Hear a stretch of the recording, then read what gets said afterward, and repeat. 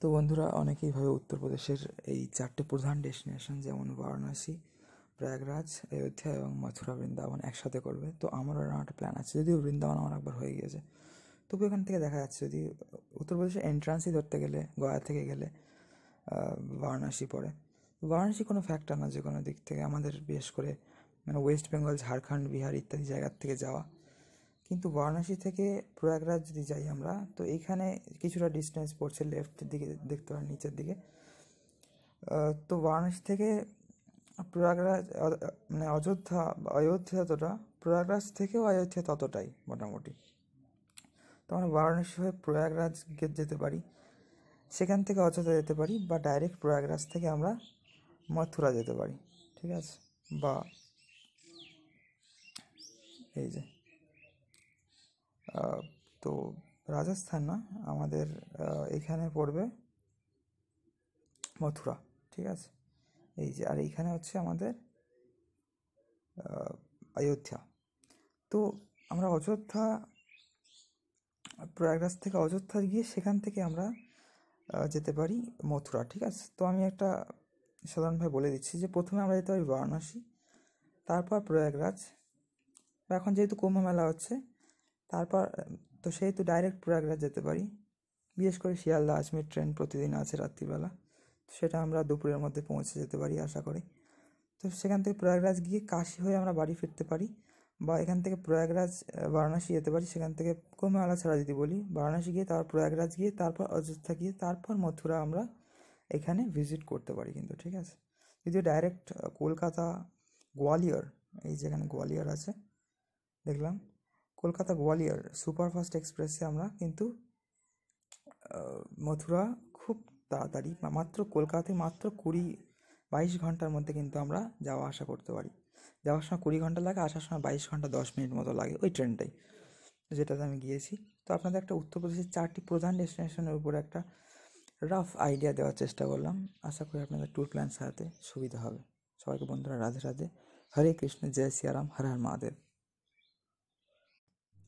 তো বন্ধুরা, প্রয়াগরাজ মহাকুম্ভে যাবেন, কি অবস্থা, মানে লিটারেলি জেনারেল অবস্থা দেখে তো ভয় লাগছে। আর মানে ট্রেনের টিকিট দেখতে গেলে তো কিছু বলারই নেই আর।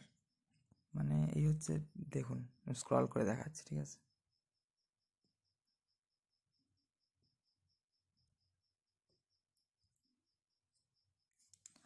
হাওড়া, কলকাতা, শিয়ালদা যে কোনো স্টেশন থেকে প্রয়াগরাজের উদ্দেশ্যে যে যাবেন, অনেকগুলি স্পেশাল স্টেশন আছে ওখানে। প্রয়াগরাজ জংশন, চৌকি বা ক্যান্টনমেন্ট যেটাকে বলে, তারপর সুবেদারগঞ্জ, তারপর আছে নৈনি জাংশন ইত্যাদি।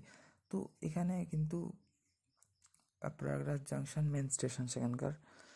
তো প্রত্যেকটা মানে ট্রেনের টিকিট কিন্তু ওয়েট লিস্ট প্রচুর হয়ে আছে, আর নট অ্যাভেলেবেল দেখিয়ে দিচ্ছে কিন্তু লিটারালি। মানে কিছু বলার নেই, মানে যাওয়ার তো ব্যাপার নেই, আর কিছু বলারও নেই। যাই হোক, মানে ট্রেনের অবস্থাটাই অ্যাকচুয়ালি দেখতেই পাচ্ছেন এখানে, যে মানে কতটা হ্যারাসমেন্ট মানুষকে হতে হচ্ছে এবং হতে হবে। আমি তো এটা কোন দিনের টিকিট দেখাচ্ছি জানেন এখানে, মানে 13 জানুয়ারি থেকে শুরু হয়েছে 26 ফেব্রুয়ারি অবধি, ঠিক আছে। মানে পৌষ পূর্ণিমা থেকে শিবরাত্রি, মহাশিবরাত্রি 26 তারিখে স্নান করতে গেলে কলকাতা থেকে 24 তারিখে যেতে হবে। মোটামুটি 24 তারিখে রাত্রিরেও যদি ট্রেন থাকে তো 25 তারিখ দুপুরের মধ্যে পৌঁছে, মানে 26 তারিখ সকালবেলা, ভোরবেলা বা সকালবেলা শাহী স্নান বা অমৃত স্নানে যোগদান করা যাবে, কিন্তু যতটা আগে চেষ্টা করতে হয় যাওয়ার। তো এখানে এই হচ্ছে অবস্থা, ঠিক আছে। একদম লাস্ট দিনও যদি আমরা এখন ট্রাই করি যাওয়ার জন্য, তো এখানে নট অ্যাভেলেবেল টোটালি। জেনারেলি আপনাদের গুটিয়ে যেতে হবে, ঠিক আছে, কোনো রকম কষ্ট করে। তো যাই হোক, সেটাই আপনাদের ইনফরমেশান দেওয়ার ছিল। আমি একটু জাস্ট চেক করছিলাম, একটু রিসেন্ট টাইমে চেক করছিলাম, তারপরে একদম লাস্ট ডেটটা চেক করছিলাম। সমস্ত একই অবস্থা আপনাদের, সেটারই একটা দেখিয়ে দিলাম হাইলাইট, যাতে আপনারা গেস করতে পারেন যে কী ধরনের পরিস্থিতি ক্রিয়েট হচ্ছে প্রয়াগরাজের 144 বছর পর প্রয়াগে হওয়া এই মহাকুম্ভ মেলার। সবাইকে বন্ধুরা রাধে রাধে, হরে কৃষ্ণ, হর হর মহাদেব, জয় শ্রীরাম, জয় সিয়ারাম। সবাই খুব ভালো থাকবেন এবং ভেবেচিন্তে ডিসিশান নেবেন, কারণ এতে অনেক সমস্যা হতে পারে। ফ্যামিলির সাথে ডিসিশান না নেওয়াই ভালো, বন্ধু বান্ধবের সাথে বা একা যেতে পারেন, চেষ্টা করতে পারেন, ঠিক আছে? সবাইকে বন্ধুরা রাধে রাধে, হরে কৃষ্ণ, হর হর মহাদেব।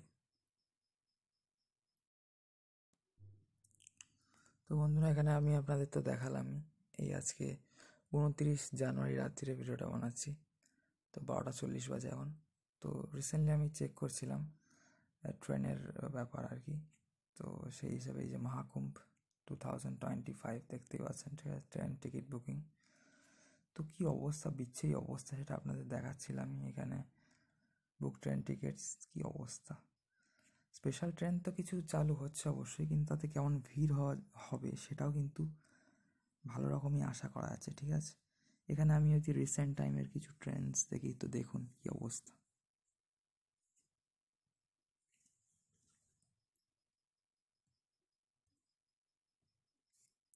ক্লোজড মানে টোটালি বুকিং ক্লোজড হয়ে যাচ্ছে, নট অ্যাভেলেবেল দেখাচ্ছে, ঠিক আছে? তখনও চেক করলাম এরকম রিসেন্ট টাইমের, তো এরকমই দেখাচ্ছে, সেটা আপনাদের দেখিয়ে দিচ্ছি কী অবস্থা।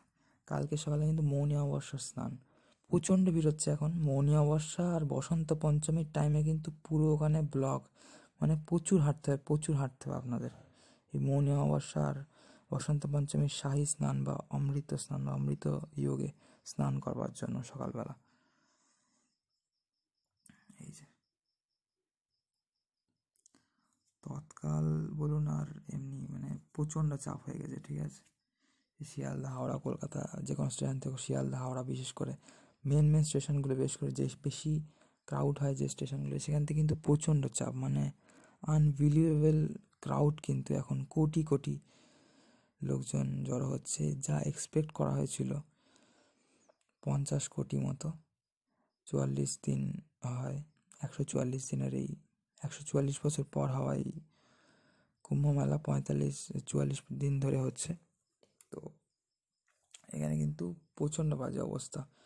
তার মধ্যে 101টা স্পেশাল ট্রেন দেওয়া হয়েছিল আই থিঙ্ক পৌষ সংক্রান্তি বা মকর সংক্রান্তিতে, আর এখানে দেওয়া হয়েছে কিন্তু মৌনী অমাবস্যার জন্য 150টা বা 150টা। তো যাই হোক, এখানে মানে কী অবস্থা এখানে আপনারা দেখতেই পাচ্ছেন, ঠিক আছে? এই হচ্ছে এখন ট্রেনের অবস্থা, ঠিক আছে? মানে বিচ্ছিরি অবস্থা একদম। আপনারা খুব ভেবে চিন্তে অগ্রসর হবেন এই পথে, ঠিক আছে? সবাইকে বন্ধুরা রাধে রাধে, হরে কৃষ্ণ, নিতাই গৌর সীতানাথ প্রেমানন্দে, হরি হরি বল। সবাই খুব ভালো থাকবেন, সেটা ইনফর্ম করা আপনাদের ছিল যে খুব বাজে অবস্থা কিন্তু প্রয়াগরাজে। বসন্ত পঞ্চমীর পরে মানে মাঘী পূর্ণিমা আর মহাশিবরাত্রিতে তার একরকম হবে। তো বন্ধুরা, যাই হোক, আমারও প্রচণ্ড ইচ্ছে ছিল, ঠিক আছে, মহাকুম্ভে যাওয়ার প্রয়াগরাজে। কিন্তু যা দেখছি সোশ্যাল মিডিয়ায় ওইখানকার যা অবস্থা, এবং ট্রেনের বুকিং থেকে শুরু করে যাওয়া আসা থাকা, মানে কী ধরনের হ্যারাসমেন্ট হতে হচ্ছে মানুষকে, মানে কিছু বলার নেই। আর আপনারা জাস্ট এখানে দেখতেই পাচ্ছেন যে ট্রেনের কী অবস্থা, ঠিক আছে? যে কোনো ট্রেনের টিকিট বুক করতে যাবেন, নট অ্যাভেলেবেল, বুকিং ক্লোজড, প্রচুর ওয়েট লিস্ট, ইত্যাদি ইত্যাদি, এত পার্সেন্ট চান্স, অত পার্সেন্ট চান্স, মানে বিচ্ছিরি অবস্থা।